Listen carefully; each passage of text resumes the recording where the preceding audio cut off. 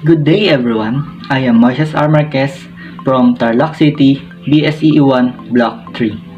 Today I will going to discuss about fire hazard, fire protection, and fire prevention.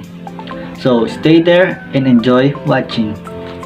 First, let us define what is fire hazard. Fire hazard are any actions, materials, or conditions that might increase the size of severity of a fire or that might cause a fire to start are called fire hazard. The hazard might be a fuel that is easy to ignite or a heat source like a defective appliances and or flammable materials that are used improperly. While there are many specific types of fire hazard, common industrial hazard include combustible dust, electrical, combustible material, flammable liquid, chemical, hot work, equipment, and machinery. Common fire hazard are the following. First, arson. Arson is the act of intentional burning of something like house, buildings, vehicles, forests, and or other things.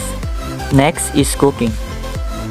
Kitchen fire are most often caused by leaving cooking food unattended, placing combustible too close to the heat source, and unintentionally turning on or not turning off the equipment. Next is smoking materials. Careless disposal of smoking materials and cigarette is one of the leading cause of fatal residential fires. Open flame. These are the things that produce heat, light, or smoke and has the potential to cause a fire. Example are torch, candles, butane burners, and etc. Next is electrical. These include wiring, appliances, and equipment that uses electricity. Now, we are going to talk about how we are going to prevent fire and what preparation we need to do. First thing to do is we need to prepare so that in case of fire, we know what to do. We need to prepare our go bag. This includes first aid kit, food supplies, and things that necessary in case of emergency. Next thing to do is to know and practice evacuation plan. We need this for us to know where we will go in case of fire occur. Next is ensure fire alarm works. This helps us to inform that a fire is happening and we can take quick action on it.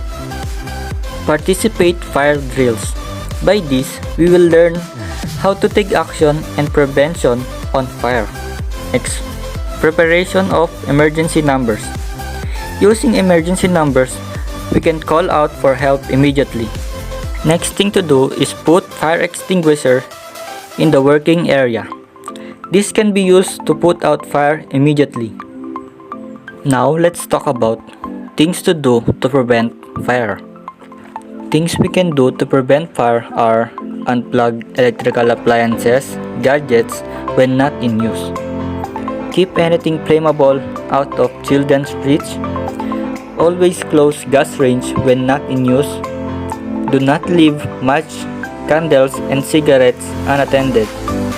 And do not burn trash. Let's talk about the action we need to do in case of fire. When fire occurs, get the fire extinguisher and use the pass method. P for pull the pin, A for aim the base of fire, S for squeeze the fire levers, S for sweep side to side. Next thing to do is pull the sound alarm and call for help. This will inform others that fire is occurring on the area. Next is call the fire department. Immediately call for the fire department to put out the fire.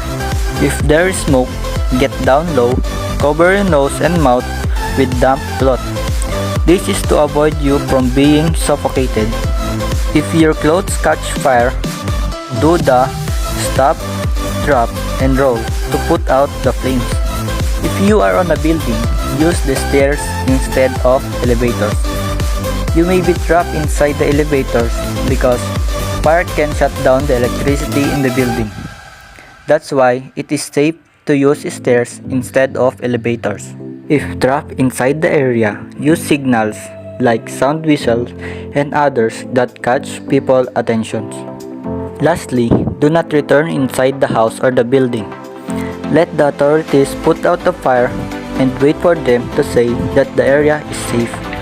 And that's all for this video. I hope you enjoyed and I hope you learned something from me. Thank you for watching, stay safe and God bless.